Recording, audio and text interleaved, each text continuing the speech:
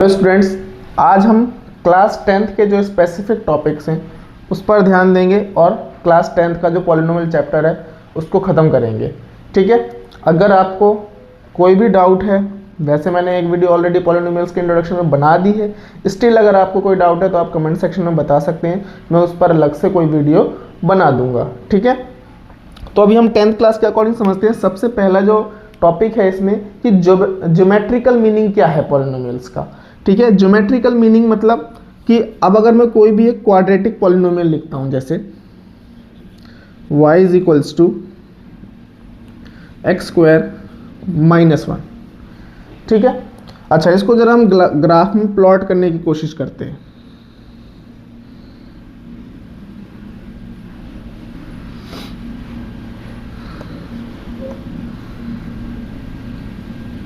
देखो, अगर x की वैल्यू मैं 0 लूँगा तो y क्या हो जाएगा, -1 हो जाएगा, है ना। यानी x की वैल्यू अगर 0 लूँगा तो y -1 हो जाएगा। ये पहला पॉइंट हो जाएगा तुम्हारा। ठीक है, अब देखो अगर x की वैल्यू 1 लेता हूँ तो क्या होगा, तो 0 हो जाएगा इस तरीके से। -1 लूँगा तो भी 0 हो जाएगा।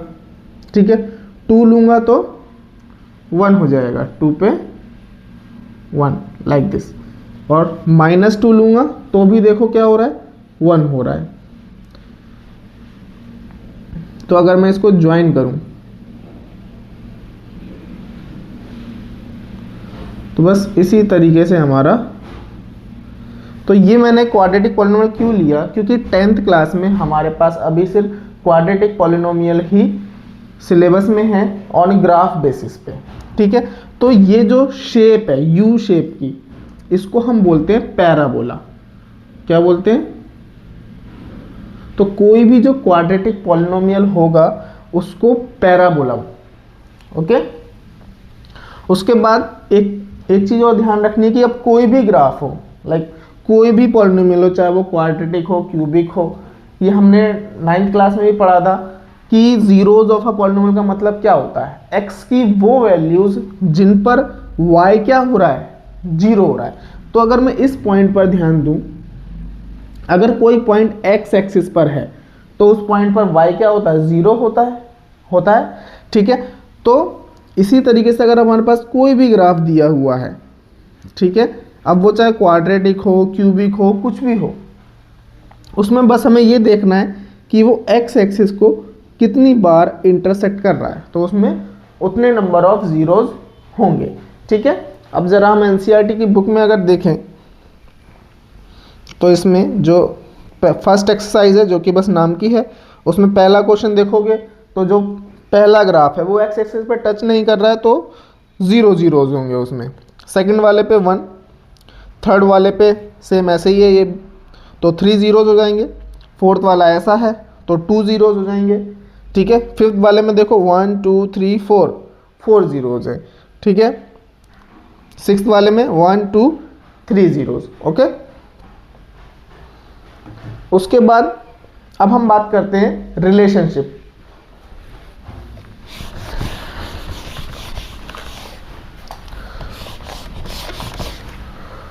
जो कि बहुत ज़्यादा इंपॉर्टेंट है।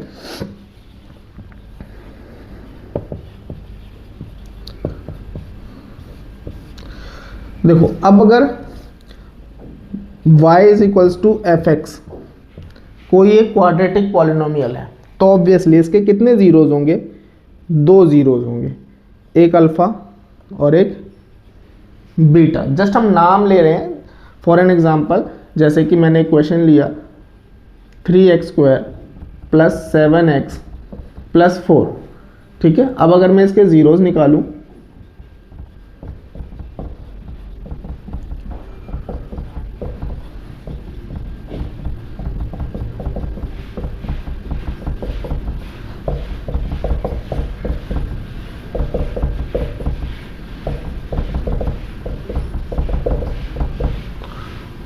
तो ये 2 जीरोज आए हमारे पास, एक को हम अल्फा बोल सकते हैं और दूसरे को हम बीटा बोल सकते हैं। ये जस्ट एक नॉमेनक्लेचर है, ऐसा कुछ फिक्स नहीं है कि इसको अल्फा और बीटा ही बोलना है।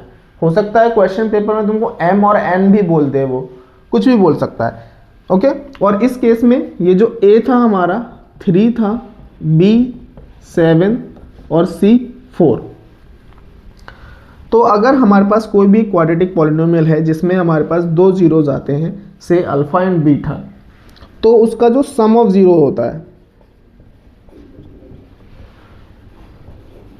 Sum of zeros mean zeros का sum, that means alpha plus beta, वो हमेशा इक्वल आएगा माइनस बी अपॉन ए के, ठीक है।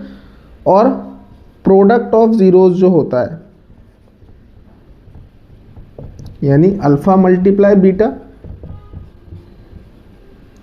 और ये जो है रिलेशनशिप, ये मोस्ट इंपॉर्टेंट टॉपिक है इस चैप्टर का। इसमें से आपको कोई ना कोई क्वेश्चन किसी ना किसी फॉर्म में मिल ही जाएगा, ठीक है। अगर वो के की वैल्यू निकलवा सकता है, पी की वैल्यू निकलवा सकता है, और भी अभी हम देखेंगे आगे किस किस टाइप के क्वेश्चंस होते हैं। लेकिन एनसीईआरटी में उतने ज़्यादा क्वेश्चंस इससे रिलेटेड नहीं है, तो उसके लिए आपको कुछ एक्स्ट्रा बुक भी यूज़ करनी पड़ेगी, और सेकंड चैप्टर से ज़्यादातर एक्स्ट्रा बुक से ही क्वेश्चंस आते हैं, ठीक है। फिलहाल हम बेसिक कॉन्सेप्ट्स देख रहे हैं यहाँ पर। तो ये है। अब मैं इसके लिए अगर वेरीफाई करूँ तो मैं एग्जैक्टली ऐसे ही करना है एग्जाम में, ठीक है। ABCs लिख लोगे, उसके बाद फॉर जीरोज निकालने के लिए ये हमने जीरोज निकाल लिए। अब यहां पर हम करेंगे verification, okay. So we will simply write sum of zeros, that is -1 और -4/3 क्या आएगा, -7/3, ठीक है। और -b/a की वैल्यू जरा फाइंड आउट करना, क्या आ रहा है, -7/3 ही तो आ रहा है। और अगर ये नहीं आता है इक्वल, इसका मतलब है तुमने कुछ ना कुछ गलत किया है, okay. Product of zeros,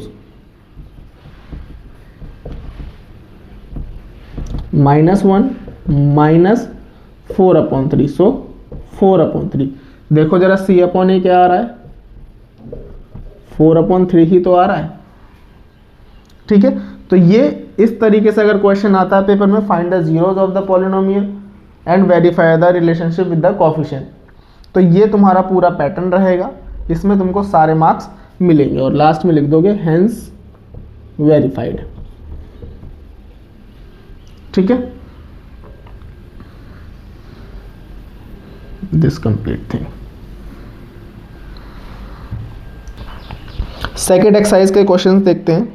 exercise 2.2, इसमें जो क्वेश्चन नंबर 1 है, देखो इसमें फर्स्ट वाला अगर मैं करके दिखाऊं, x² - 2x - 8, और अब मैं ये एज्यूम करके चल रहा हूं कि तुमको मिडिल टर्म स्प्लिट आता है, ठीक है। और अगर नहीं आता है तो आप पिछले वाले लेक्चर में जाके समझ सकते हैं।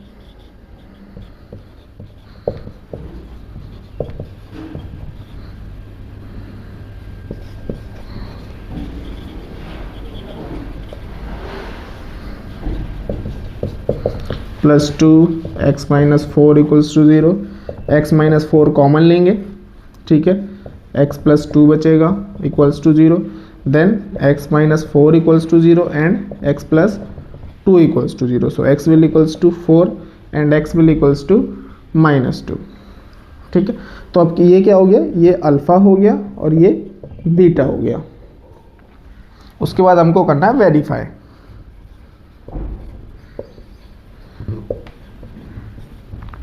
So sum of zeros equals to alpha plus beta equals to 4 - 2, that is 2, और -b/a की वैल्यू निकालोगे तो -2, that is 2। Product of zeros,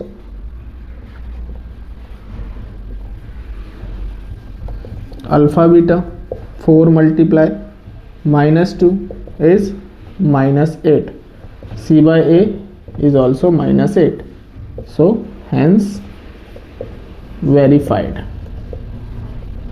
okay।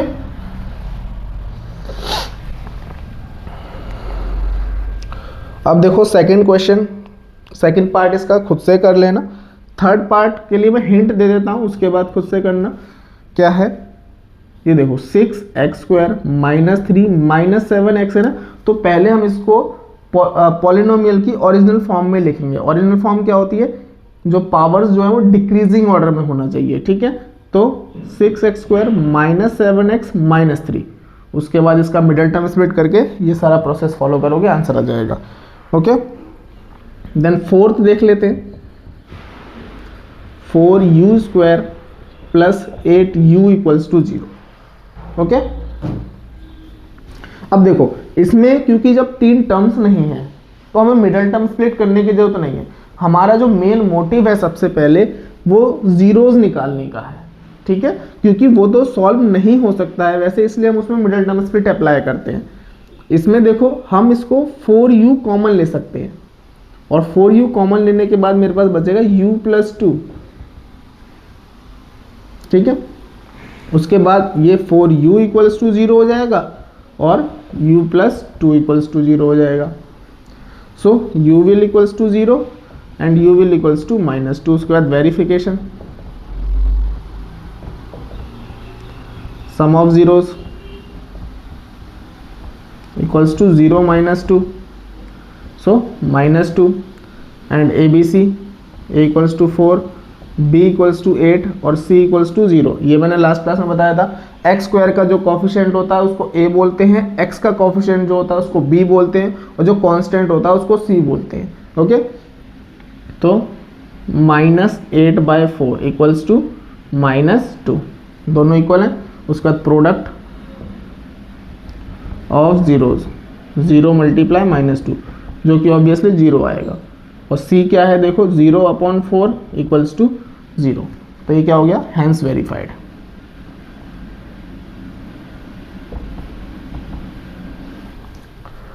Then after एक ये फिफ्थ में भी बच्चों को डाउट आता है, t² minus 15 equals to 0। Okay, अब देखो इसमें हमारे पास जब वेरिएबल एक ही जगह पर है तो हम नॉर्मल तरीका अपना अप्लाई कर सकते हैं, क्या कि वेरिएबल के अलावा जो बाकी चीज़ें हैं उसको दूसरी तरफ भेजो, और फिर उसके बाद जो हमारा वेरिएबल उसको सेपरेट कर दो। तो वही अप्लाई करेंगे, t² equals to 15, so t will equals to, अब स्क्वायर कभी भी जाकर रूट होगा तो वो हमेशा दो वैल्यूज देता है। ओके, एक प्लस और एक माइनस, तो √15 प्लस और माइनस, सो अल्फा हो गया √15 प्लस और बीटा हो गया -√15। ओके, उसके बाद हम वेरिफिकेशन करेंगे।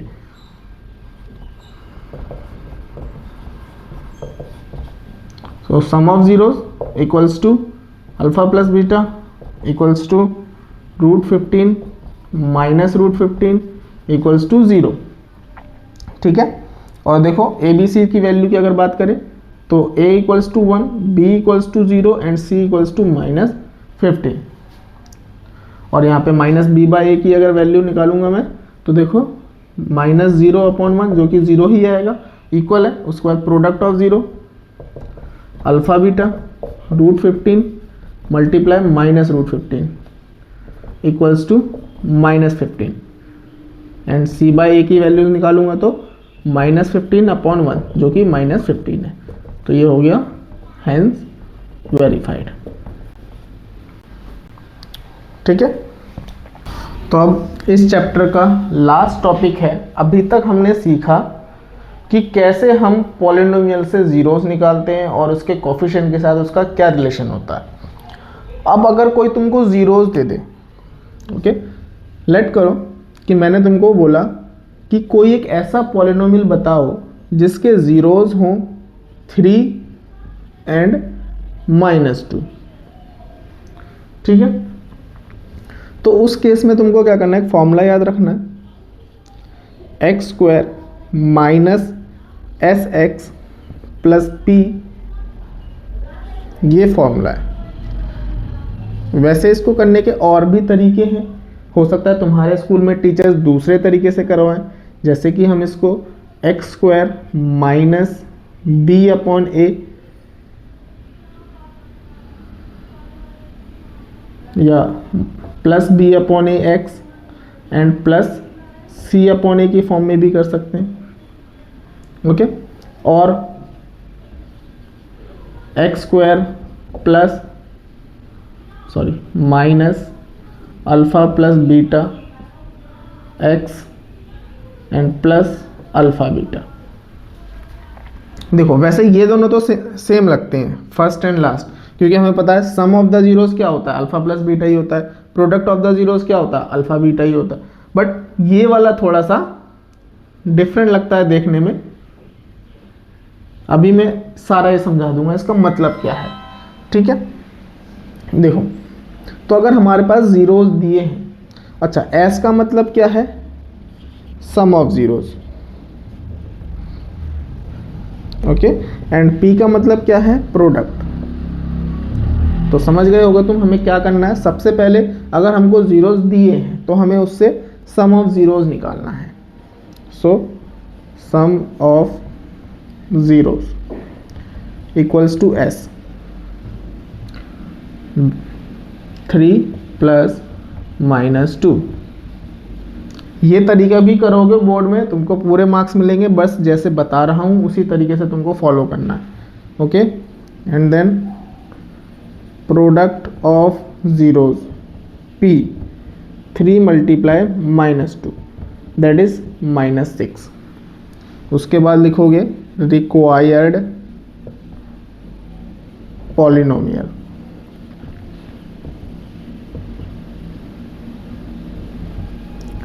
X square minus s x plus P.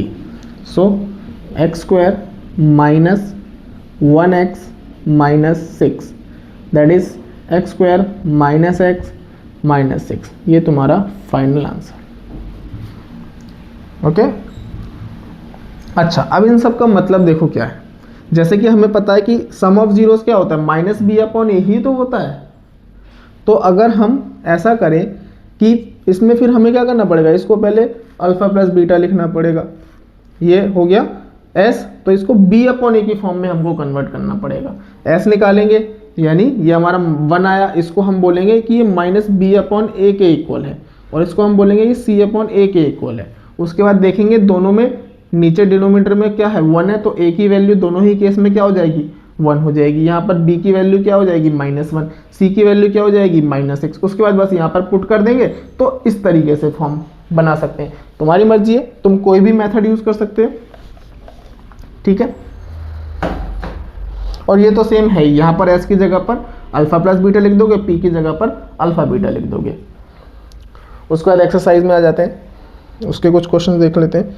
अब देखो एक्सरसाइज में जो क्वेश्चन है वो तुमको सिंपल सा दिया हुआ है, उसमें ऑलरेडी तुमको सम ऑफ जीरोस और प्रोडक्ट ऑफ जीरोस दे रखे हैं उन्होंने, तुमको जस्ट पॉलिनोमियल को फाइंड आउट करना है। ओके, तो second question first part, they have already given you sum of zeros that is s equals to 1/4, then product of zeros that is p equals to -1. okay, then you will simply write required, और ये ना miss नहीं करना है तुमको, जब भी question करोगे बिल्कुल फॉर्मेट के अकॉर्डिंग करोगे, वरना आदत खराब हो जाती है बच्चों की।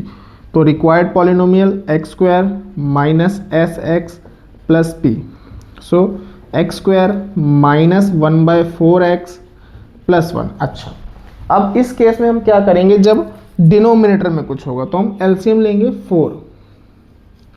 4x square minus x plus 4, and final answer हम इस तरीके से लिखेंगे 1/4 4x square minus x plus 4, और उसके बाद यहाँ पर जो बाहर आया है उसकी जगह पर लिख देंगे k, 4x square minus x plus 4, और लिख देंगे k इक्वल्स टू 1/4। ये फाइनल आंसर होगा तुम्हारा। ओके, देखो बाकी क्वेश्चंस इजी हैं, स्टिल बच्चों को रूट देख के डर लग जाता है, तो सेकंड वाला मैं बता देता हूँ। Sum of zeros s equals to √2, then product of zeros, ये तुमको पूरा पूरा लिखना है, ठीक है, मैं तो समझा दिया इसलिए नहीं लिख रहा हूँ पूरा, 1/3, then you will write required polynomial x² minus sx plus p, x² √2x plus 1/3, so 3x² minus √3√2x plus 1, and then at last k 3x² minus 3√2x plus 1, where k is equals to 1/3. Okay, एक third भी देख लो, इसमें देखो s हमको 0 दिया है, p हमको √5 दिया है, then x² minus 0x plus √5, so x² plus √5, ये फाइनल आंसर आ जाएगा। ओके, मुझे नहीं लग रहा बाकी क्वेश्चंस करवाने की ज़रूरत है, कर सकते हो तुम, और बाकी अगर कोई डाउट हो तो जो मेरा ऐप है A1 क्लासेस उसको तुम डाउनलोड कर सकते हो, वहाँ पर मैंने एक ग्रुप बना रखा है, चैट डिस्कशन सेंटर है वो, वहाँ पर कोई भी डाउट तुम पोस्ट कर सकते हो कि सर मुझे इस वाले क्वेश्चन में डाउट है। ओके, तो मैं सारे डाउट्स को कंसीडर करके नेक्स्ट क्लास में हो सकता है आप लोगों को एक्सप्लेन कर दूँ या वहीं पर भी समझा सकता हूँ, आंसर भेज सकता हूँ। ओके।